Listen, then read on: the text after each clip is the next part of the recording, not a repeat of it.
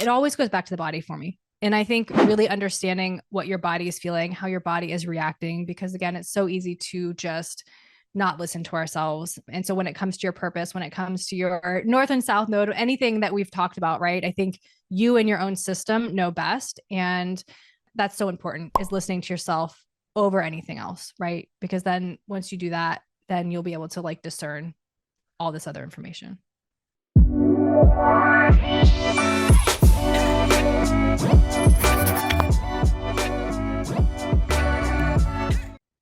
Welcome to today's episode of Influence by Design. I'm your host for today, Samantha Riley, and we're going to talk about human design today with a little twist. I'm very excited because I've invited Rochelle Christiane onto the show, and she really brings in a twist of astrology into human design. So we're going to talk about how you can be more aligned, or how you can really step into who you really are, because of course we know that when you're super aligned, it's a lot easier to run your business, have a brand that feels beautiful, and all of the things. So Rochelle, welcome to the show.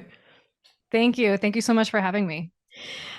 Now, bringing astrology into human design is something that I have never talked about. So I'm really excited about how this is all going to play out. Can we start off with human design? Let's talk about purpose, because I get asked about this all the time. Where can we find our, purpose in our chart? We've covered on this show about types before and authority, but we've never really sort of covered like that deeper purpose. Like when we're living in alignment with our type and our authority and our strategy, where can we kind of dive deeper into our chart to sort of start to pull out that gold? Mm-hmm. Well, I always say like your purpose is just to be yourself in your authenticity, of course, right? But when we're looking at human design, it's going to be your incarnation cross and your profile. I love to dive into profile with people because it's always a thing that's like so resonant. Everyone's like, oh my gosh, that's so me. Totally. Yeah. And from an astrological perspective, your incarnation cross is going to be your conscious sun and earth. So the top two numbers on the right-hand side, and then the top two numbers on the left-hand side. So it's your conscious sun and earth and your unconscious sun and earth, your personality and your design. And those four combined create your incarnation cross.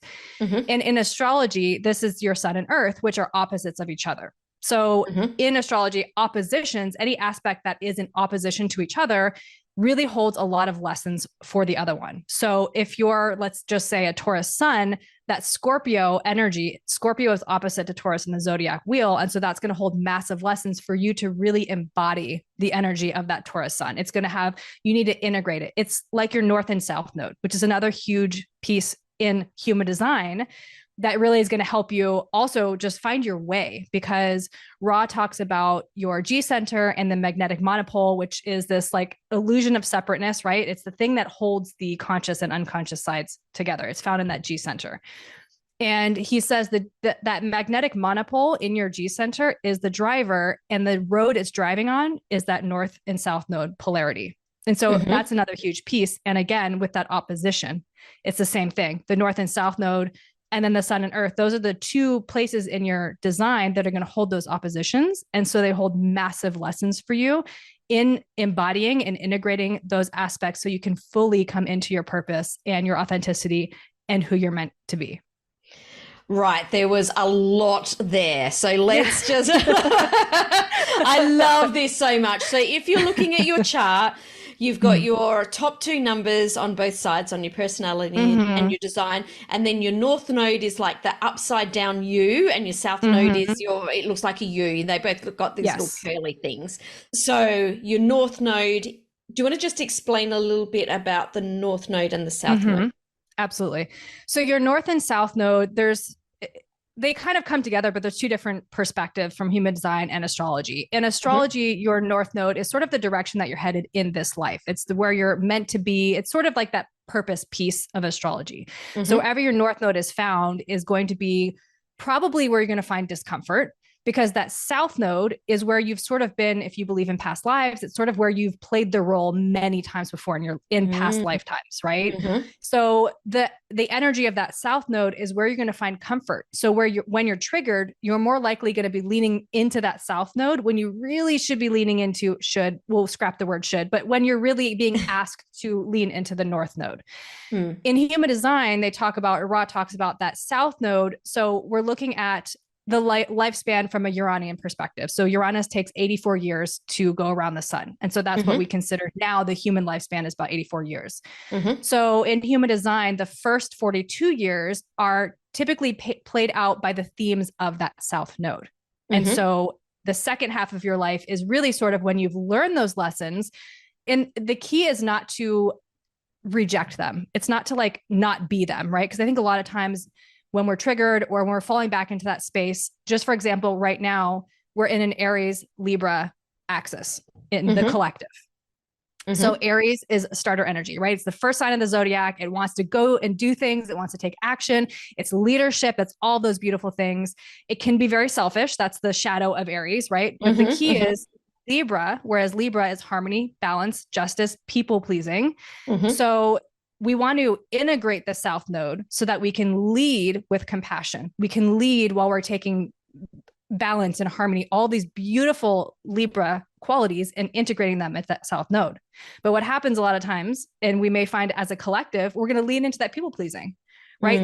Libra has the energy of not standing up for itself just to keep the balance and keep the peace. When they know something is right, they won't say anything because they want the harmony of the whole is more important to them than being right.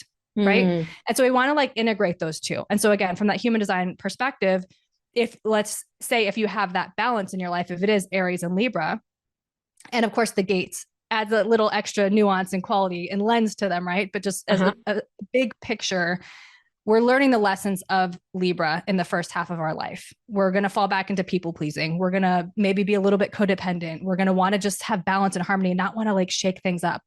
But as you're moving through your nodal returns, which is just when you're collectively going back into the area, it's about every 18 years, the nodes will fall back into the same thing.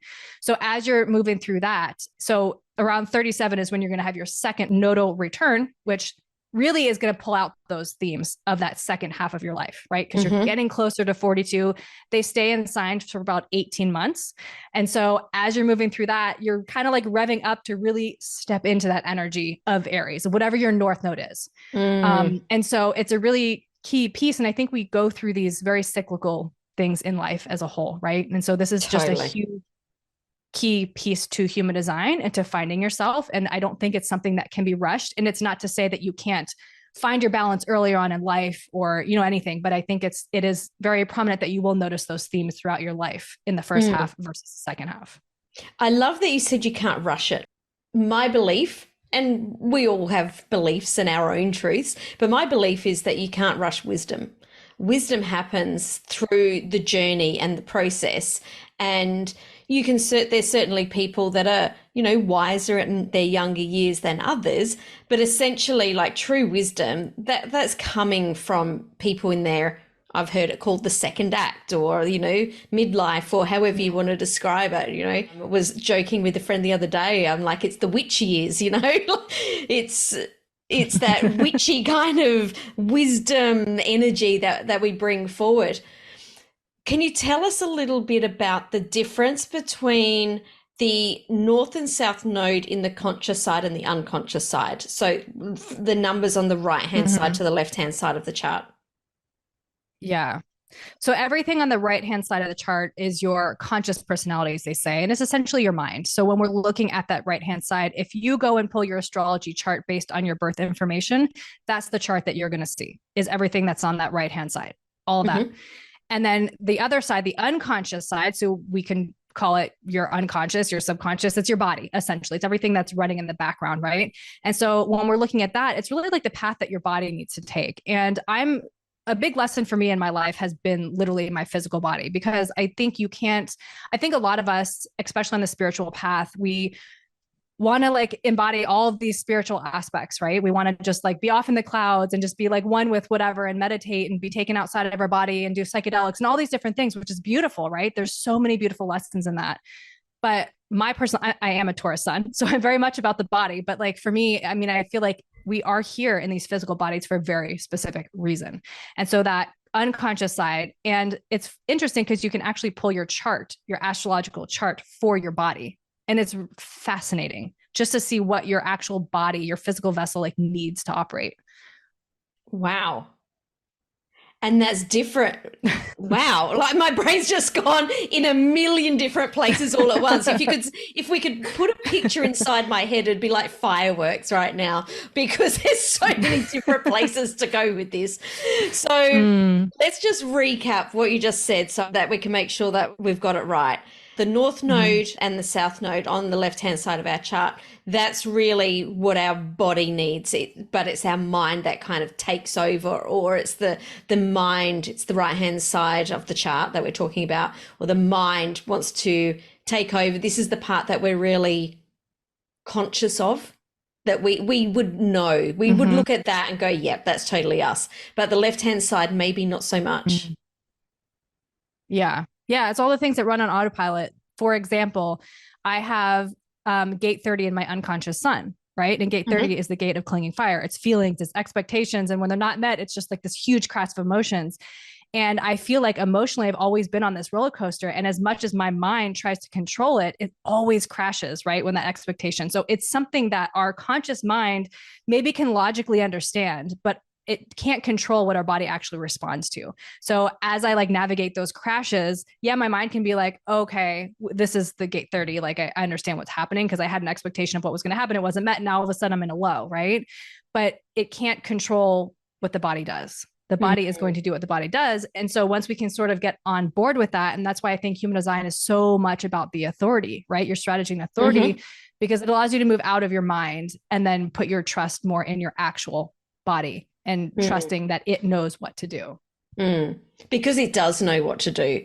That, you know, it's the mind that thinks that maybe it doesn't. I remember one of the biggest ahas that I had when I very first was diving into human design was that we make all our decisions from the neck down. And that's always stood with me. Like, how do I feel? How does this feel in my body? And that probably has been one of the biggest shifts, was just understanding how much logic I'd sort of bought into my decision making, because that's what we're taught, right? And understanding more to really listen to my body and to understand that my body does have the wisdom to be able to work through things, and that the mind, you know, we obviously need to be able to make decisions as well with our mind, but to really trust the wisdom of the body. Yeah. And the mind will always overthink it. There's always another option, right? There's always a pros and cons list with the mind.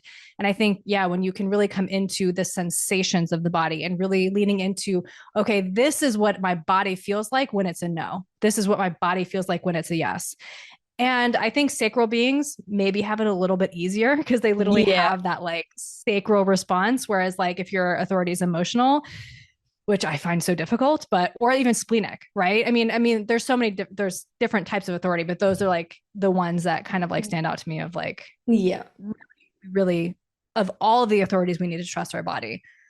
But I think the sacral probably, they just have a little edge up.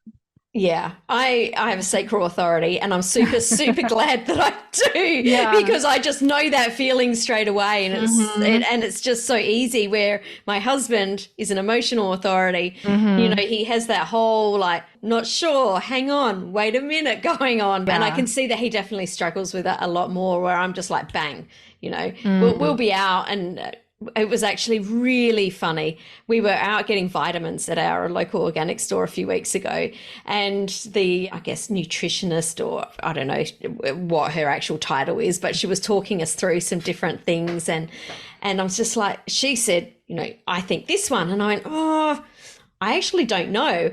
And then, like, as a joke, my husband turned around and said, well, what does your sacral say? And straight away she clicked onto it. She was like, perfect. Like she really went, okay, let's say, is it yes or no to this? Is it yes or no to this? And it was just like straight away. And I'm like, oh, that made it so easy. It was like, oh, it's that one. Okay, good. We've made our decision. We're out.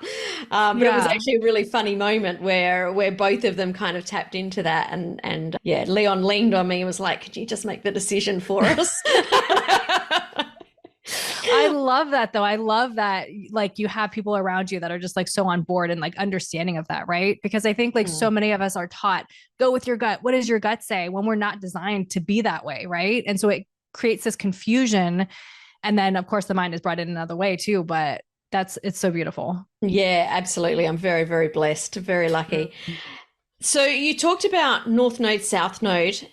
Incarnation cross is the Earth and the Sun. Can you explain the difference or the dance between the incarnation cross and the North and South Node for that purpose? Because I think, there is a lot of information in our chart that really can help us to stay, I was going to say on track, but really in flow for who we're here to be. And I think that as entrepreneurs, when we've always got so many decisions around us in all of the different ways that we can go, that sometimes that just being able to lean on this a little bit can make that journey a little easier. Mm-hmm. Yeah. So, I mean, with your incarnation cross, that's 70% of your personality, right? So, I mean, it's really like, I like to say it's like the energy behind your purpose. So it's not like it's going to be like this one thing is what you have to do, right? I mean, it can be taken all sorts of different ways, but it's like the energy behind it. And so it's like, that's really that energy. And then the North and South Node is sort of, like it said, like that highway that we're taking, right? It's like the path to that we can really sort of like follow on there. I think, Ra talks a lot about that. And I think people almost like get sick of it when we're just like always hammering on about like type, strategy, and authority, right? But it's like, it is true. Like you can know as much about your design as you want, but if you're not following those, it's not going to matter. Right. Yeah, totally. And so it's bringing in that actual body. Like, are you leading into your body? Are you knowing what your body's telling you? Are you listening to your authority when it's speaking? Because I can know my incarnation cross on a logical level. I can know my North and South Node on a logical level. Right. But if I'm still overriding my own system, it's still not going to be in alignment. It's not going to fall into place. But I think that's like sort of that path, right? It's like that energy that we're bringing and then the road that we're actually taking towards that throughout our lifetime. Love that so much. And I would love to know for you, how much do you go back and review, and have a look and just remind yourself from a business perspective, or do you just kind of let it play out in the background? I do both. I try not to, because I track the transits on my podcast. I have weekly transits, I have monthly transit updates. So it's like on the back of my mind, I always know what's happening, right? I know like transits. I actually am launching a program specifically on a day in October that is the best for business, right? So there are little things that you can do in that way. But I tend to like to look at it in review so I can sort of like see what was happening or like what I missed or what I was experiencing, because transits are one thing, and then your specific chart or your specific energy like overlaid on the transits really can impact so many different people in so many different ways. But I find the most like when I'm following that strategy and authority, it's so beautiful to see how it actually plays out. You know what I mean? Like I launched this one program once, and the program that I run now, the very first time I launched it was like such a beautiful example of following my type, strategy, and authority, because I am emotional authority, but I have my sacral and my spleen defined, and I have an undefined root. So often like the actual weighting, my root is like, make a decision. My sacral is like, yes, my spleen is giving me that one hit. And I'm like, I don't know what to do. Right. and I so often like, another little like layer of human design, it depends what programming you have. Genetic matrix shows it. I'm sure you can, if you actually draw your own chart in, you can find it that way too. But if you took all the conscious side and just drew in that on a chart or pulled it up, you can actually just see what your mind believes it is. So I lean into that a lot too. Like, so my mind is an emotional manifester. And so just the awareness of that is helpful, because I will literally if I collaborate with somebody or like for business things, I get so lit up by something, which is my sacral. And then my mind, which is emotional manifest, is like, we got to do this now. Let's do it now. Right. But there's always a point that I hit a wall because I'm not listening to myself. Right. I'm not actually going through that emotional authority. And so, yeah, when I actually do take the time to like create something and then have a response, or somebody or something, the universe, some way, somehow is like this now, or like inviting me into it or giving me something to respond to. Right. And then I can follow my wave and pull it through. So it's always like in those times, like for business, when I find the most success. And of course, just again, looking at the transits, times where there's maybe not as much intense energies, right? That kind of make things a little bit more easeful in my own chart are always helpful too. I would love to talk about how the astrology comes in, because I haven't actually heard anyone talk about it. And when I listened to your podcast, I was just like, wow, my brain was exploding as you were chatting away. Can you, I guess, give us the brief rundown of sort of how you use them to play together? Mm-hmm. So every week I have a little astrology book. And so I'll go through that just for my own personal practice, which I use on the podcast and with everything. But so I have all the transits, and then I'll look to the human design and see when the sun's changing gates or Mercury's changing gates, because it just gives this extra beautiful like flair to it, right? So Libra, for example, and it's so funny because some of the gates are so literal to the signs. But again, like Libra, we talked about Libra's harmony, balance, justice, people pleasing, all the things. And Libra, every single gate in the spleen, or every gate of Libra is found in the spleen. Mm-hmm. And so it's so much about fear, survival. But gate 18, which is literally like the gate of justice, right, is like in a Libra sign. So it's just like interesting to see the gates that it's transiting and the energies that are then bringing that little extra nuance to the actual sign. And then I check the human design transits to see what gates activate what centers, right? So then I can understand, so if I'm looking at a transit and I, in my own design, have an undefined heart. So my G center and my heart are both undefined. Mm-hmm. And so then being able to see when a transit activates that for me, like when the sun is maybe transiting gate 21 or, something like that, that will turn it on for me. Mm-hmm. It's just, I know that that's helpful then, because it'll give me that extra like energy of like, oh yeah, I got this. Like, and so a lot of times in my own personal like stuff, I just try and do it in reflection. But when I'm trying to plan something, it's really helpful to be able to use that to understand the energy of that day that I will be able to embody and integrate into how I show up. You know where my business brain went? For someone like you, knowing that for if you were launching a product or if you were running some sort of campaign is going to be so much easier for you to deal with than when it's not lit up. Mm. And I think that is really awesome, because when we're, people that are on the spiritual path, we feel those energies. Well, actually, I guess we all feel them, but they notice them more, I guess, rather than sensitive to it. Yeah, that's the best way of saying it. Definitely. So you're talking about not our own personal astrology here, but where the astrology is at any given moment. Mm-hmm. Well, it's sort of both, right? Because yours layered onto it brings a different energy as well than just what the collective is experiencing, right? It's added onto yours.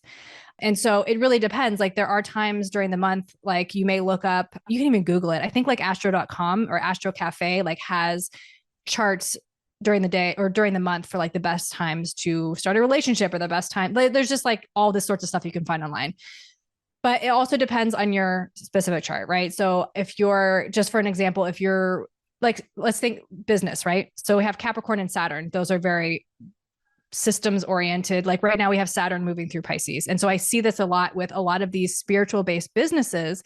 Saturn is coming in and asking us to get serious, like make a plan, get systems in place. Like you can't just be off in the fairies and expect everybody to come to you. Like, let's get serious. Let's do something with this. Right. So we can sort of like look to like those types of transits when you're looking at your business. But let's just say you have, I don't know, Saturn conjunct, which just means they're at the same degree or within a 7-degree orb of each other. Pluto, right? That Saturn for you is always going to be bringing you through death, transformation, rebirth, control, power. That's all the elements of Pluto, right? So it's one thing to know what the transits collectively are doing in the sky, but then it's really helpful to layer it onto your own chart. And I know this is a lot of information. So I think It's, I know, I'm like listening to myself and I'm like, okay, let's bring it down. Cause it's like, it is a lot, but I think it's such a beautiful layer to it. And it's not ever to make excuses. Like there's sometimes where I know something's going to happen, or like energetically, I feel so intense, right? And my logical mind wants to tell me like, oh, well, it's just this transit. And then my body is like, no, I'm just feeling like shit today. Like I'm just like, I'm allowing myself, I don't know if I'm allowed to curse on your podcast. Go for like it. Allowing myself, but it's allowing yourself the compassion and understanding and not just invalidating yourself because of the transits, you know? And so I think that's an important piece to it too, is we're moving through everything too. I really love that you said that, because I feel that we can almost make excuses for it's just the energy. The energy will help us or push us or trigger us or all of those things, but we still need to, I guess, have responsibility with that energy, which is definitely, you know, I'll say to my husband some mornings, or, you know, like, you know, such and such is coming up this week. You might want to deal with that now. Otherwise, you know, the energy will deal with it for you, and it's never going to be good if that happens. So it's not about this is going to happen, this is what the energy is. It's like, well, this is what the energy could bring up in people. Be really aware of it, be kind of prepared for it, because now, you know, we need to take responsibility for whatever happens, you know, and we hear it, I'm sure you hear it all the time. Oh, it's Mercury retrograde, you know, everything's just going to break and everything's going to be shit. Where I personally love Mercury retrograde, like it just brings up all sorts of, like it, to me, it takes, I guess, our language and our brand and different things that we're doing with our IP to a whole new level if we really like lean into it. So it's not about saying things are not happening because of, it's like, how can we use this energy to take whatever we're doing to the next level? And Mercury, like retrogrades are in essence asking us to slow down, right? And the reason why we find so much miscommunication during Mercury retrograde is because we're not slowing down. We're trying to do things at the same speed or faster, or, you know, and then that's when things are messing up, because we're not taking the time to communicate. We're not taking the time to double check something to make sure what we wrote was accurate, or, you know, things like that. And so that's when everybody's like, oh my gosh, don't sign leases, or don't start new businesses, or don't sign a new job during Mercury retrograde. If you're entering it into it according to your strategy and authority, if you're entering into it slowly and you know that it's right for you, go for it. You know, I think that's just, but it's like you said, I love the energy of all of those, and I like to witness them happening. It's just so fascinating when you're looking at astrology and even like back in history, and just it's just so interesting, because it's like it continues to repeat these themes over and over and over. And you can't, I don't know. I mean, you obviously, nobody has to believe everything. Yeah. But for me in my own mind, I'm like, it just makes sense. It clicks. And I'm just such a fan. Yeah.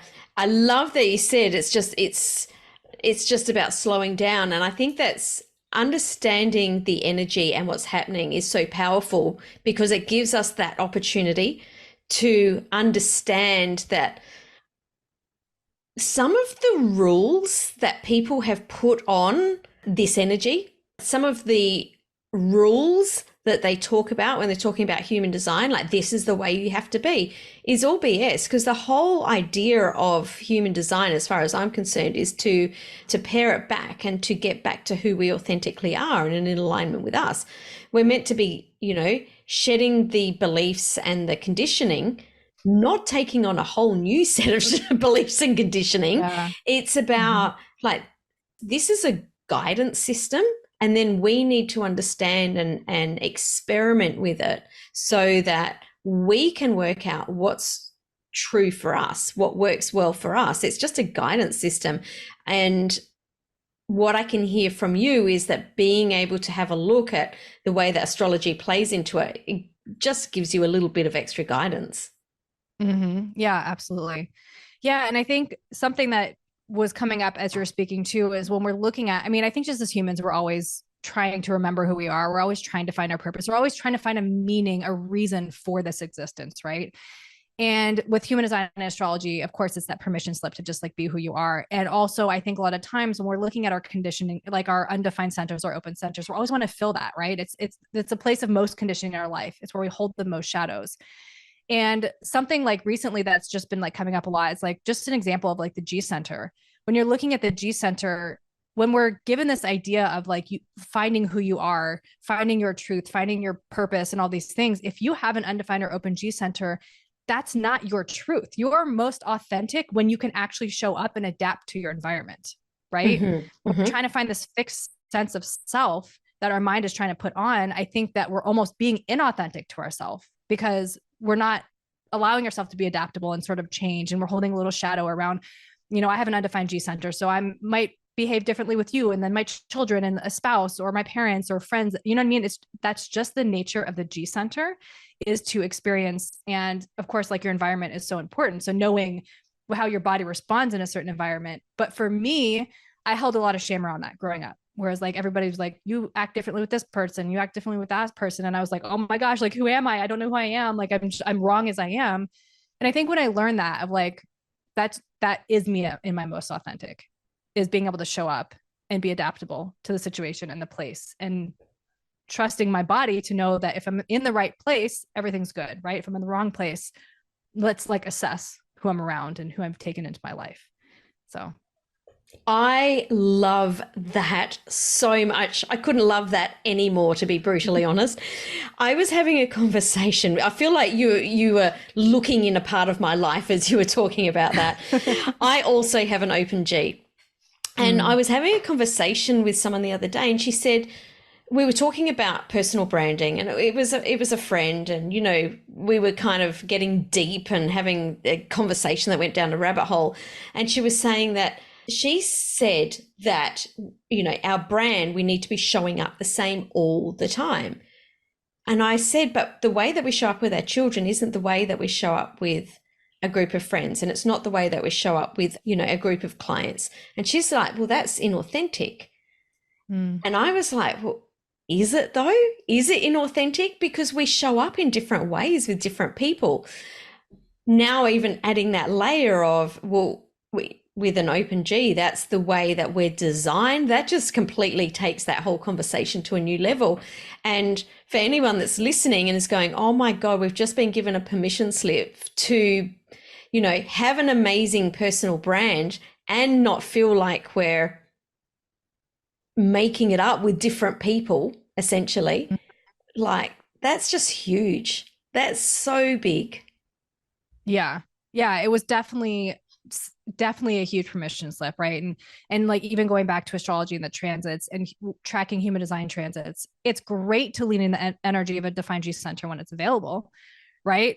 But even that's going to add a different layer to who I show up as, So I just think of anything, right? If you have an undefined throat and you find yourself over speaking or trying to get attention, or, just like leaning into the energy of what the undefined throat is and allowing that, and that being you at your most authentic. But I think there are, like the woman who was telling you that, there are so many societal standards of like how we need to behave, how we need to show up, how we need to run a business. Like for the first like couple years that I was like trying to figure out my own thing, every business coach was like, niche down, have one thing. I was like, I'm an MG. Like, I don't know how to just have one passion. Like, it doesn't work for me.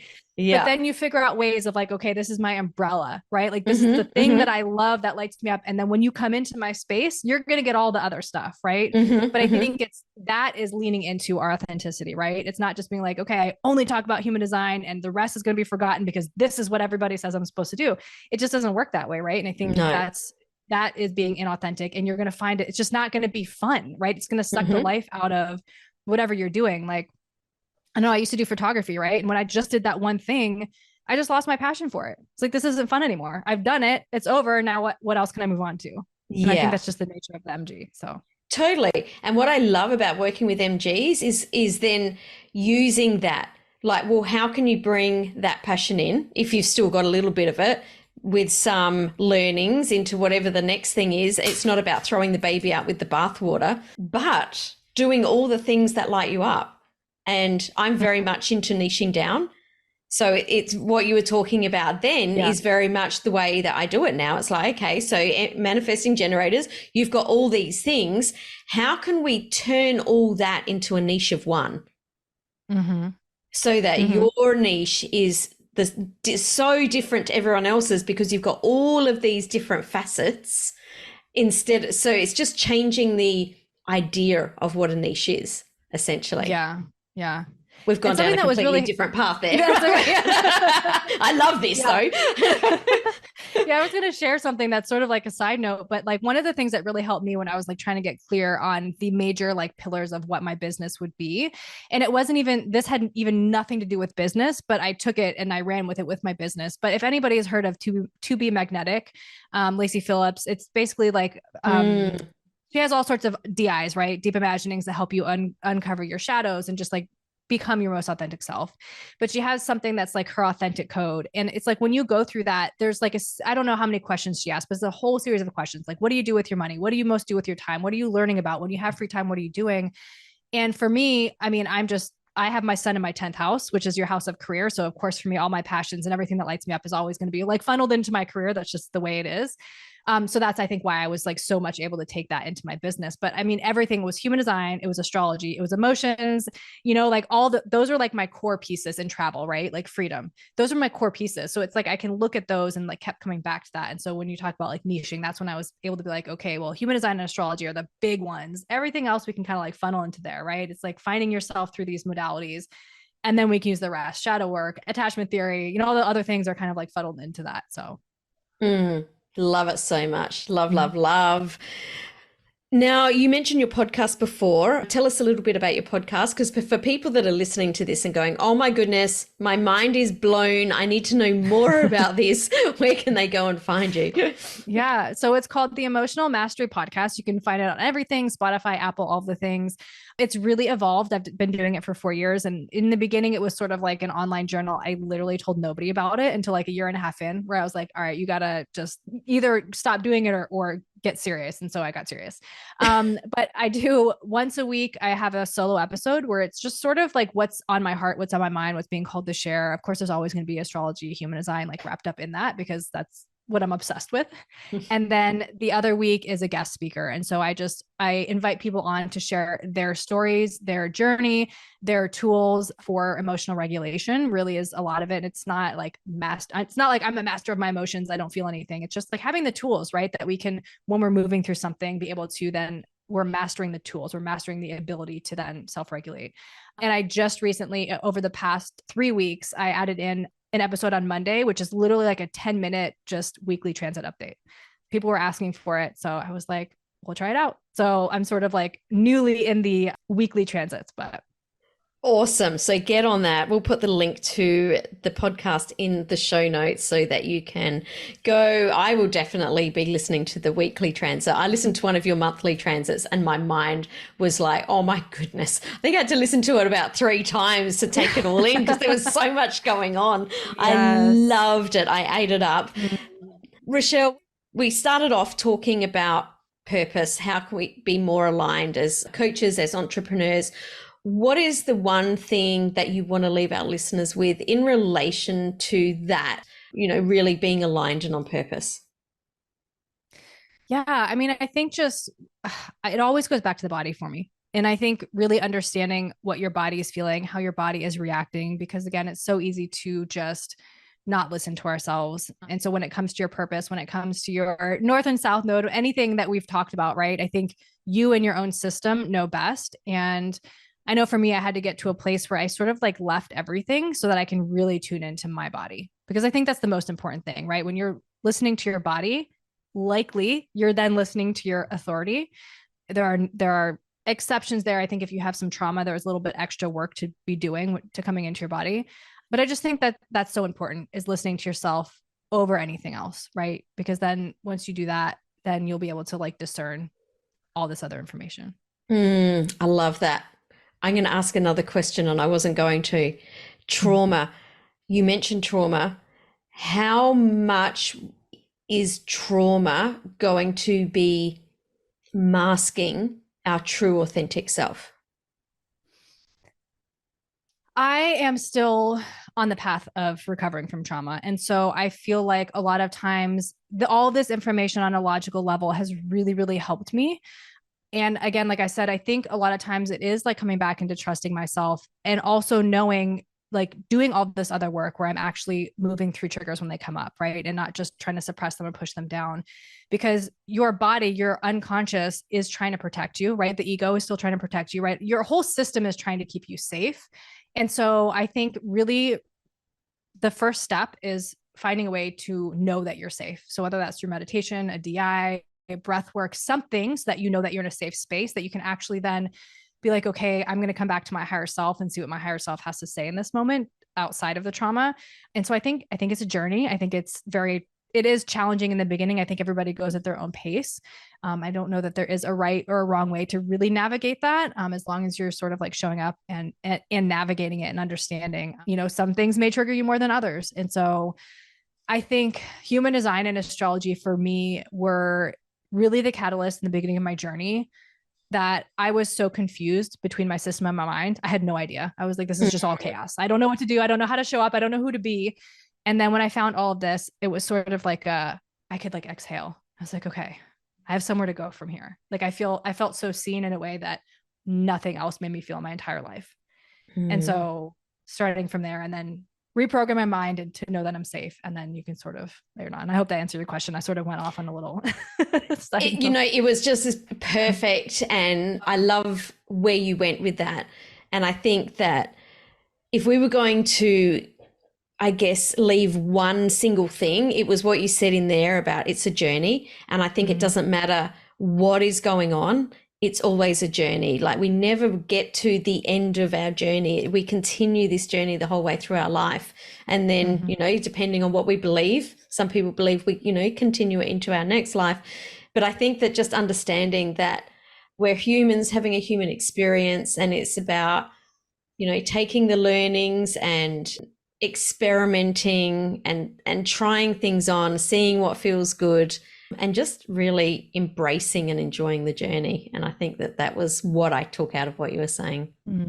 Yeah, absolutely. And if you have a third line, really embracing those mistakes, that journey. Yes. Yeah. We learn so much more from our mistakes than we do from anything else. So when you're right. And gosh, humans having a human moment, I'm sure I'm not the only one that struggles with that sometimes. Like I feel like I do it well most times, but every now and again it really gives me a kick in the guts going, yeah, come on. Like we're meant to be learning from this. Right. Absolutely. Yeah. Rochelle, thank you so much for coming on the show. I've absolutely loved chatting with you. And like I said, go and check out Rochelle's podcast, Emotional Mastery, and take your human design and astrology or understanding to a whole new level. Thanks so much, Rochelle, for joining us today. Thank you so much for having me.